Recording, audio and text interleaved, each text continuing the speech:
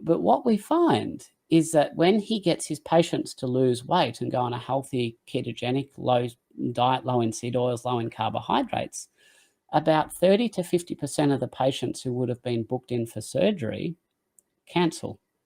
They no longer need the surgery. Is their arthritis reversed? Well, technically it's not reversed, but their pain's gone away, and that's pretty much the same thing.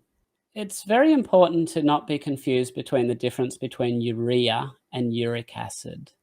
So eating a lot of protein absolutely will increase your urea, but that can absolutely be a good thing. Let me tell you about one of the major benefits of this. In no way do I consider an elevated urea to be problematic. You'll urinate a lot of it out.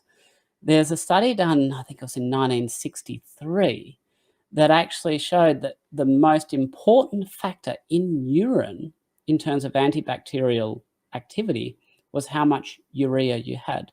And there's been several studies that have then looked at different diets. A few of them were in dogs where they were trying to actually induce urinary tract infections. And they found that they could give dogs who weren't eating much meat urinary tract infections, but when they fed them meat, they couldn't, because the urea in their urine was basically killing the bacteria before it could proliferate. So I would actually suggest that, especially for females, this is a particular female issue, if you're worried about UTIs and have a problem with urinary tract infections, then a high-protein diet increasing your urea could certainly be a good thing.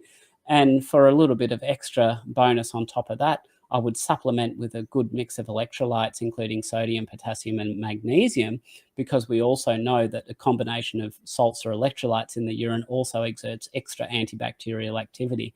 And I've had several patients who previously suffered from chronic UTIs.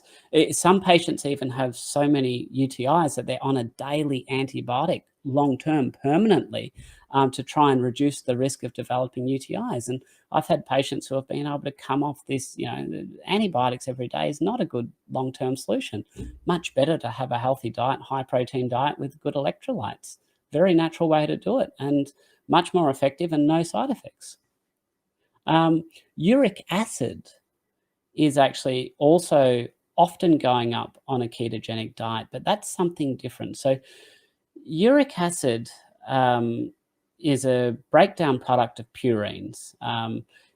In some people, it can cause attacks of gout because it can crystallize and form these needles. When we look at it under a microscope, it's what we call negatively birefringent crystals when we do something called polarized light microscopy. That's just a fancy way of saying sharp needles that we can diagnose. And they cause terrible, terrible pain in a lot of people.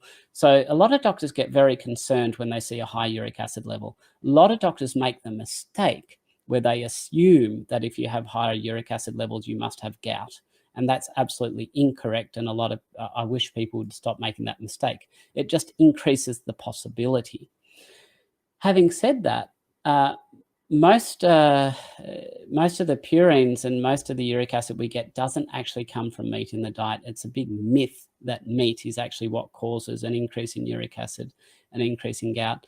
You will get a transient increase in uric acid when you start a ketogenic diet because your body will start producing ketones, but the cellular machinery for your body to actually burn those ketones hasn't been upregulated yet. So the body says, oh, I've got too many ketones, what do I do? Well, we're going to urinate them out. They pass out through the kidneys. And they share the same transporter that uric acid does. So if the ketones are leaving the body, they're actually making it harder for uric acid to leave the body. So you'll often get an increase in uric acid level for about a month or so after starting a ketogenic diet. The thing is, this doesn't lead to a surplus of attacks of gout. I think I've only seen one patient who's had an attack of gout while they've been on this kind of diet. And I would say that the chances are that that probably would have happened anyway. That was almost certainly coincidental. I see a lot of people who have histories of gout, and even though their uric acid level may go up during that transient period of a ketogenic diet, their chances of having an attack of gout are actually down. And it's actually my job to usually reduce the medications that people take to try and suppress their uric acid levels, they usually take a drug called allopurinol, which is what we call a xanthine oxidase inhibitor, which a xanthine oxidase is the enzyme that processes purines into uric acid. And I'm very successful in a lot of patients who have had a chronic history of gout. Once they're stable on a diet and they've lost a lot of weight and they're metabolically healthy, we say, well, let's stop the allopurinol and see what happens. 99% of the time, almost, I can't even actually recall a case where I've stopped allopurinol and they've had to go back on it. So uric acid related to protein is really not a valid concern. Urea related to protein might actually be beneficial. How did this myth arise that protein is bad for the bones? Well, it came over 100 years ago when we actually discovered that when people had high protein diets, there was higher levels of calcium in the urine. And people assumed that that calcium must have been leached from the bones.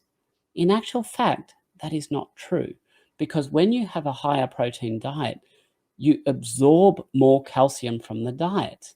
So, and if you absorb more calcium, then that means there's potential for more to then leave the body in urine, but it's not being lost from your bones. It's just being lost because you've just absorbed more. In actual fact, we have randomized controlled trial level of evidence that a high protein diet can assist in reversing osteoporosis. So there was this study done back in 2002, and they looked at supplementing with calcium and vitamin D.